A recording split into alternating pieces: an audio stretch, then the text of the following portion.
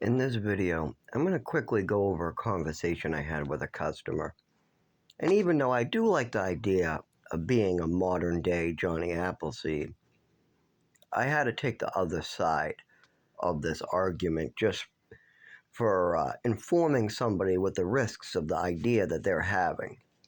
Yeah, I like the idea of spreading life and nature all over the United States, but the way he was doing it could go wrong if he's not doing enough research and thought into it. So I took the opposite side. I took the government and the authoritarian side of it. And yeah. So, anyways, real quick, I was doing my job. I work at a gas station as a cashier. I get a lot of potheads, mushroom people, people that can't walk coming in the door. I've even had to tell people they're cut off and take their keys away, but because I verbally can't or even physically take their keys away, what we do is we ask them to leave the keys here and get a ride, or we have to call the police because we can't let them get back in their car. If they're stumbling, dizzy, drunk as shit-faced trying to get a beer, we can't do it.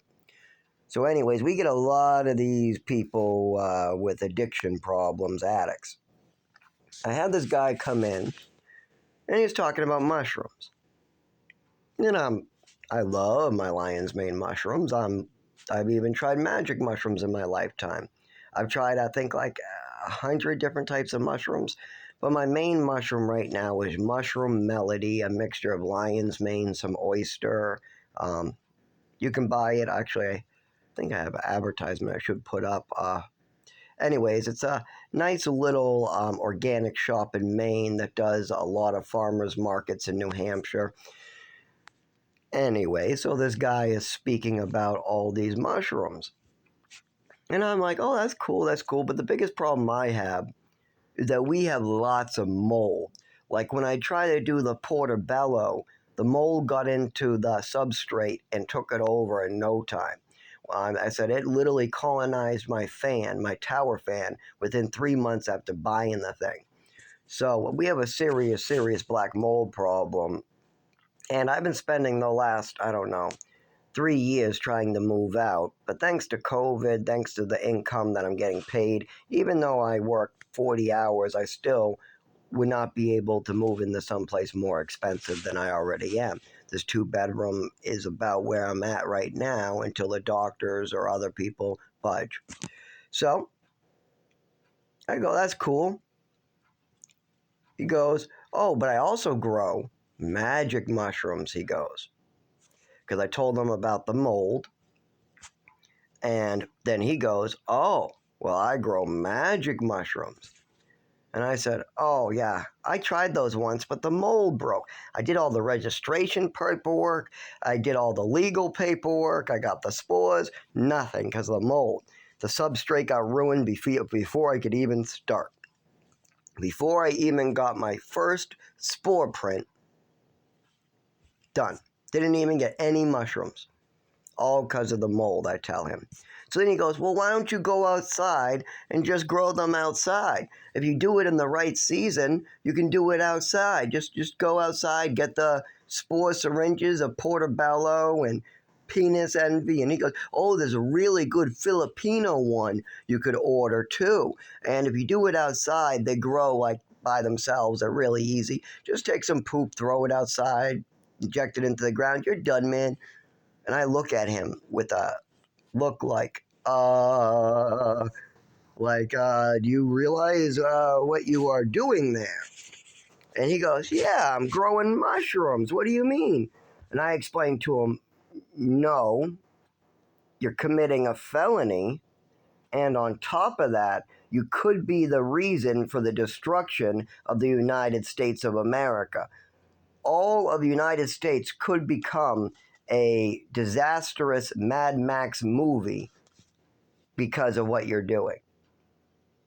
I'm not saying that mushrooms would be that, but there can be a lot of bad things when you introduce foreign species to a non-foreign area. Like if you take a Filipino mushroom that's magical injected into the ground, and then that spreads into a mushroom farm that sells button mushrooms, and then those go to the grocery store, and then a whole town is tripping, that might be a problem, man.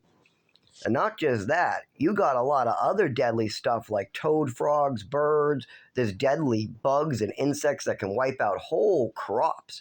There could be a little worm in one of those shipments or something. If you're getting illegal mushrooms shipped from the Philippines, like I don't know if you're getting spores or what, but if you're getting your spore prints or fresh already cut mushrooms, or I don't know what you're doing, and you get one little insect from another country, yes, that could have larger consequences for the whole United States of America, or I should say the divided states of America. But I've made a vow to use the proper name for my country.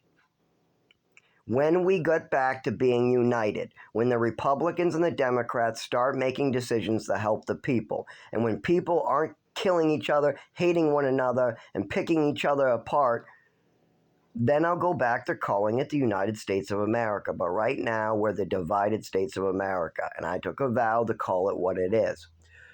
So, I called it what it was with him. I let him know what he was doing could cause big issues, and it was a felony. And he was so surprised. His jaw dropped. He turned white. He's like, what? That can't be true. That can't be true. Mushrooms grow everywhere. It can't be true. I go, it is true. You cannot introduce a Filipino species to the environment of the United States without specific permission and guidelines. I mean, they would never allow that. And that is a felony. And he goes, I don't care. And then he left. And this is the problem with people. Yeah, they have great ideas. I have great ideas. But you got to spend more time on those ideas. Just because you have a great idea, you don't act on it. No, you find some more greatness in it.